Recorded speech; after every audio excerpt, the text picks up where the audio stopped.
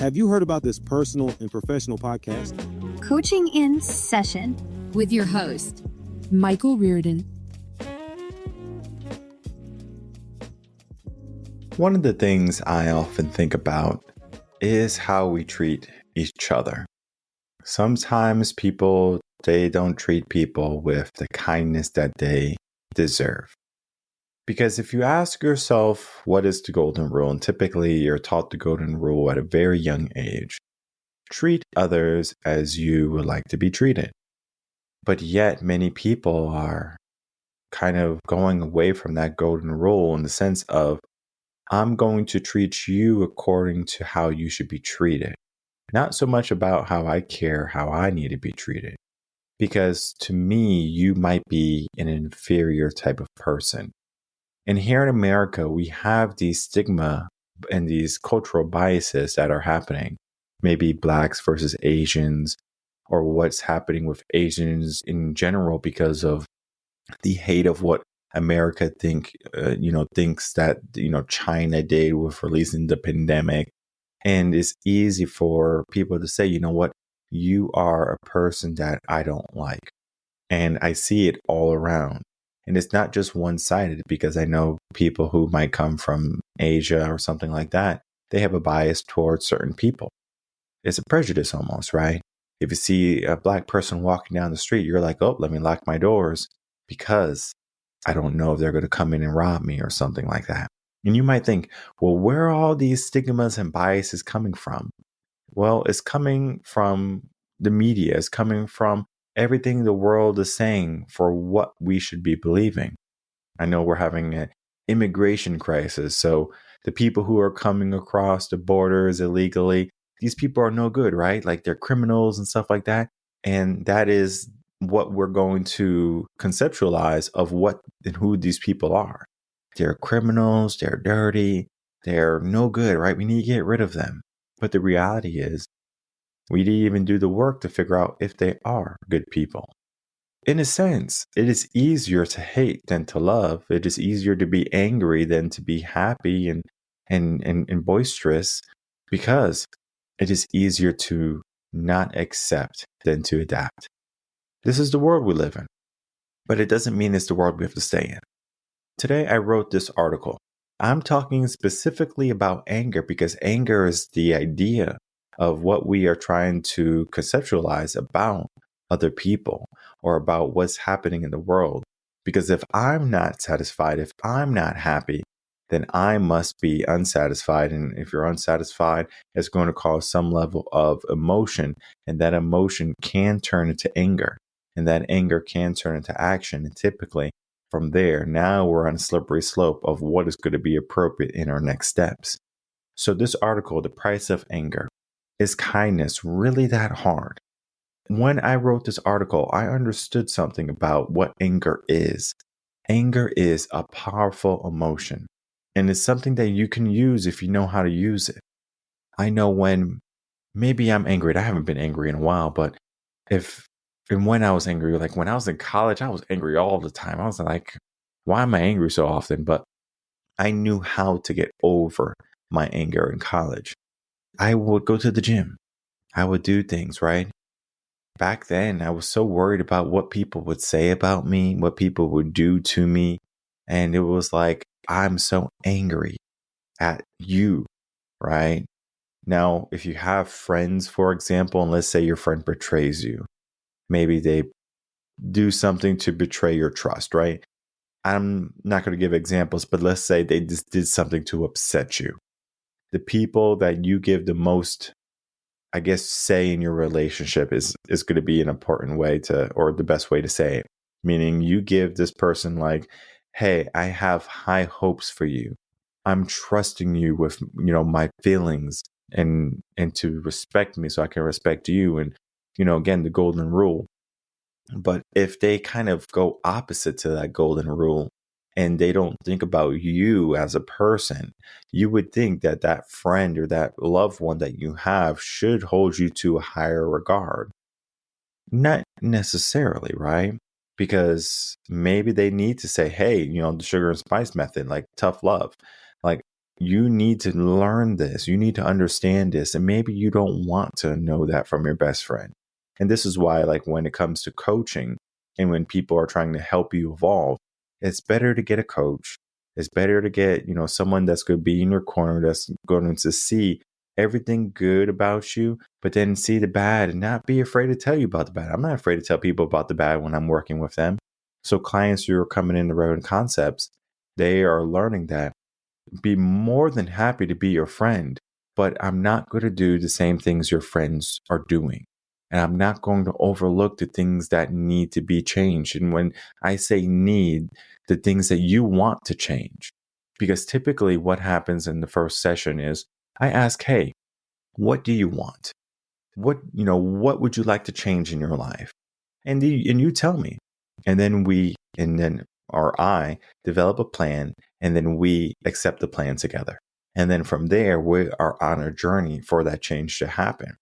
But if you don't accept it, then you are going to disregard it, right? Because you might say, oh, no, I don't want to do this. I don't want to do this. It's like you're admitting you're wrong, or you're admitting defeat. And, it's not about me being right and you being wrong. It's about us working together toward that goal. But yet, in anger, it's almost like someone did wrong by you. And typically, it happens when someone does not good to you.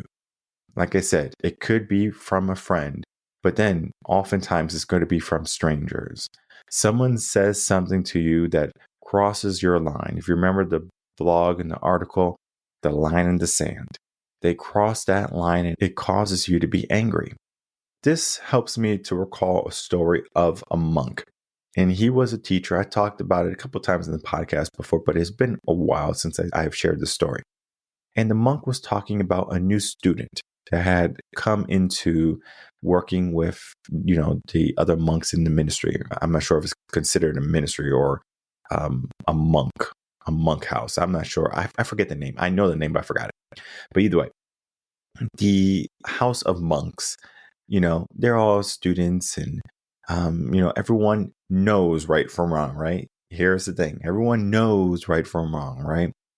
But this student didn't, right? This student would steal the stuff from other students and steal things from the temple, monasteries, I think, a monk monastery or mortuary. I don't know, something like that. Either way, the teacher is like, he's learning, right? But all the students cannot help but be angry.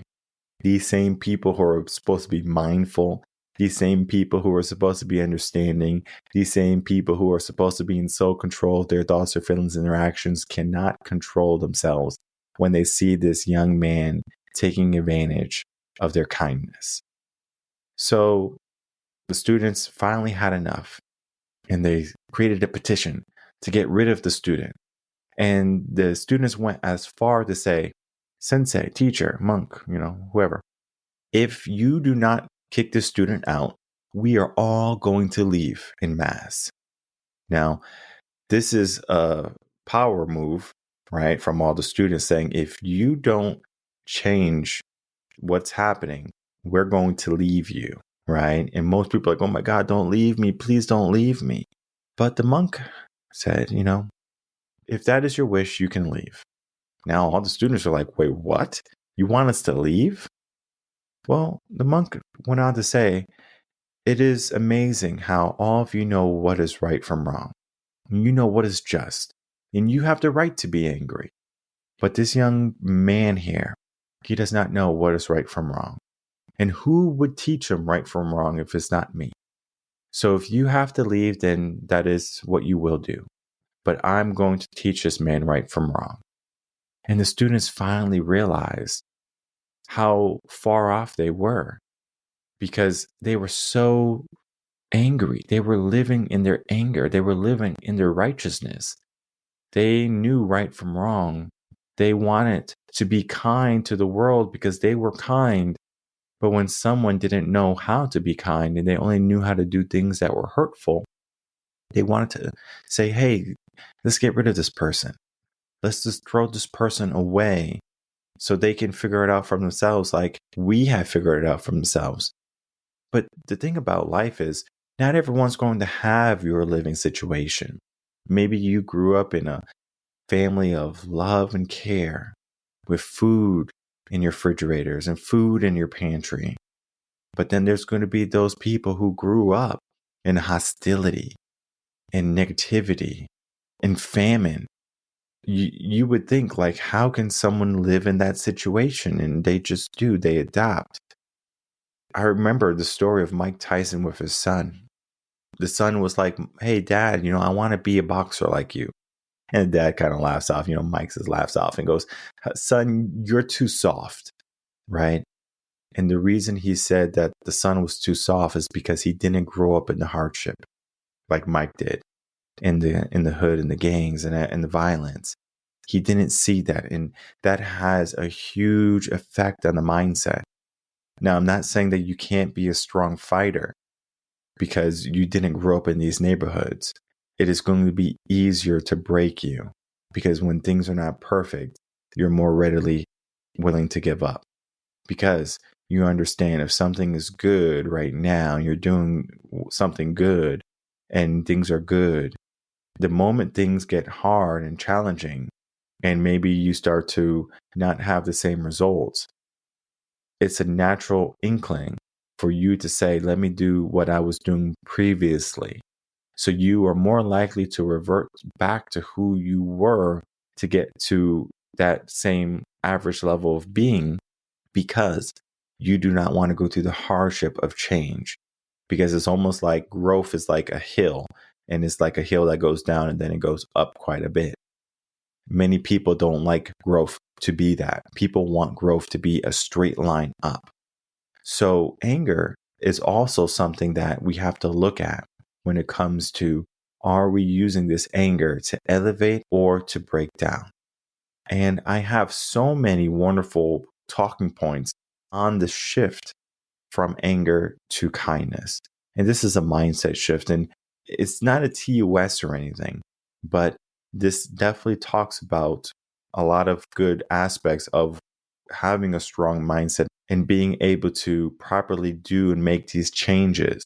If you do not have a strong mindset, this could be more difficult, especially if you're living in your own agenda of people should just be happy, people should just be kind. It is not always that. You have to understand that it's not always about what you want. It's about understanding that everyone's going to have their own situation. So if someone is angry, someone is sad, it's not so much of it is, something that you have to fix. It is something that they have to navigate through.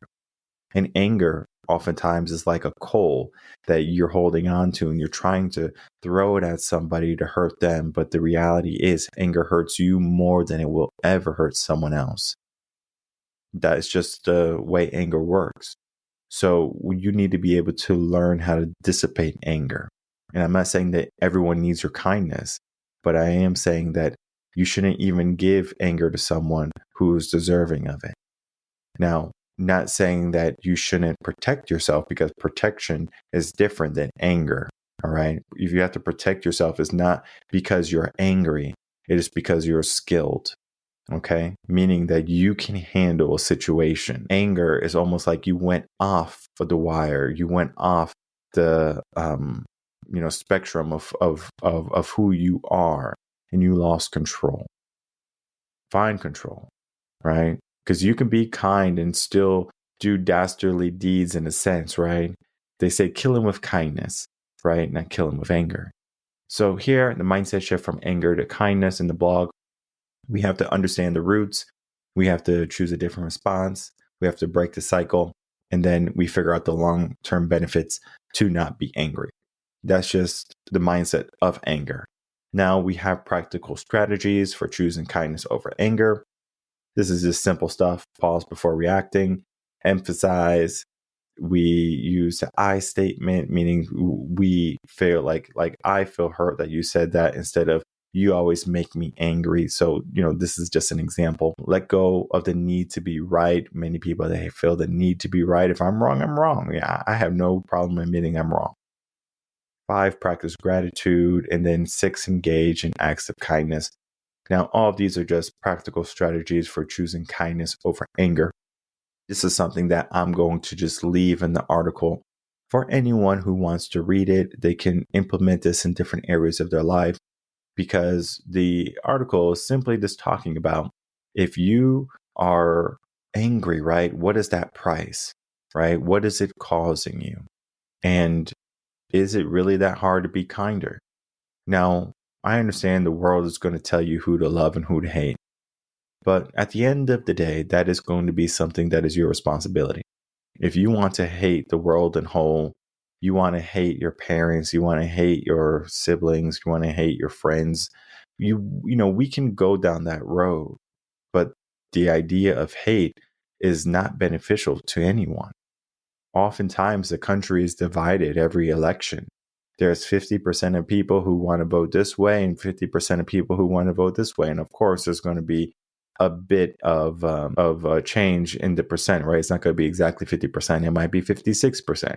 It might be 51%, like it can go all the way up to about 59%, right? So there's always going to be the 10% clause or the 10% rule where there's going to be some change in that, right? So it's 50%, think of 10 and then go from there. So either way, you have essentially people split in how they view and how they think. So you might say, well, why in the world am I going to have to think a certain way if, half the other countries think in the other way? Why should I have to understand them if they're not willing to understand me? And what happens typically is you have two people who don't understand people. So the most obvious choice of emotions is to hate them or to be angry with them. I don't understand why these people are like this. And I don't understand why people can't see my way. I can't see. I don't know. And when you are putting yourself into that situation of me, you're going to have a lot of hardships in life. Even in relationships, right? The same thing. I don't feel happy. I'm not in love with you anymore, and things like that. When it's like, are we still in love with each other? Are we good in the relationship, right? And anger often feeds off, one another. So someone might say, oh, I'm real angry. And then a person's like, well, I'm going to be angry too because my friend is angry. So it's like, anger is one of those fires that spreads rapidly. If you were kind, right? If you were just kind and you're like, well, I understand that, everyone has their own views and that's perfectly fine. And people think that kindness can be faked. If you know how to read genuine kindness, it cannot be faked. One of the things I don't like, and I know why they do it, but certain YouTubers, they'll give people money and stuff and they'll record people. Sometimes it is because they want to be kind, but then sometimes it's because they want views. Kindness cannot be faked. Now, I'm not going to be angry at these individual YouTubers because they're trying to make a living, right? They're trying to, maybe do good for the world, right? Character, who you are. And some people are just angry, right? I'm sure you probably heard about Karens and Kens before.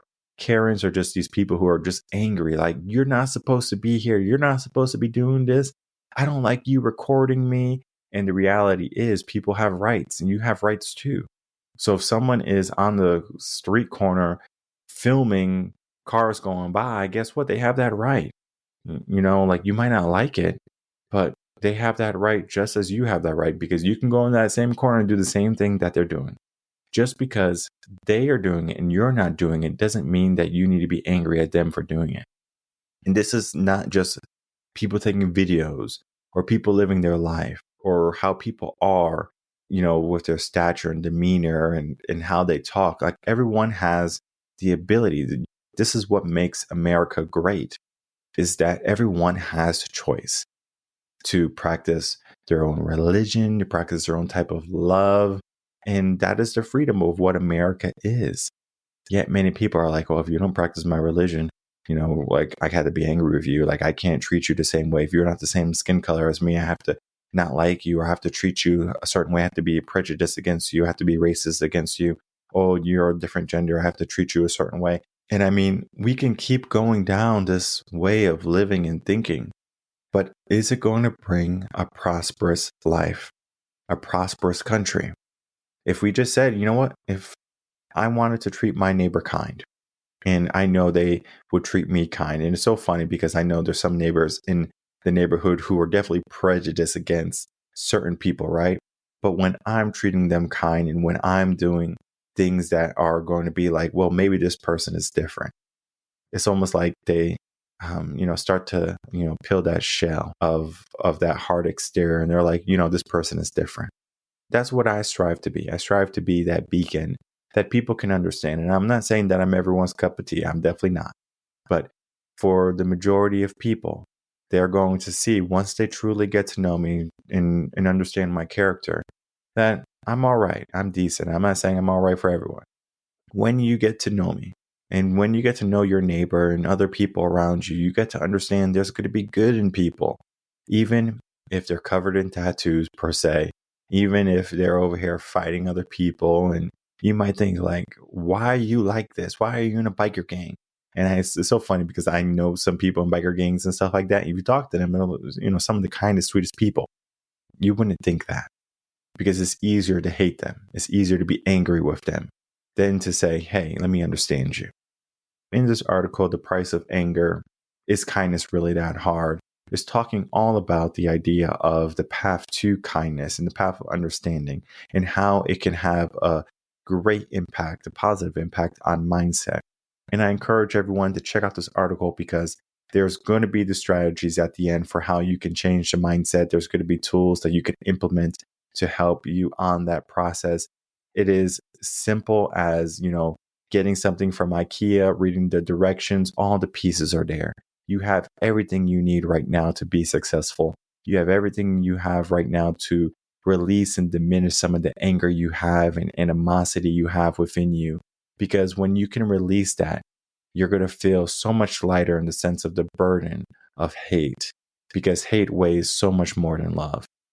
If you're trying to lose some weight right now, the easiest way to do it is to begin to love, to begin to be more kind. And it doesn't even have to be with other people. Maybe just beginning with yourself might be enough.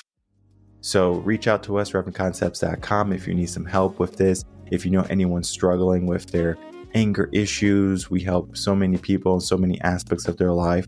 And anger is just a part of that. Being in control of your emotions or your thoughts or your feelings can create room for tremendous growth and prosperity in your life today.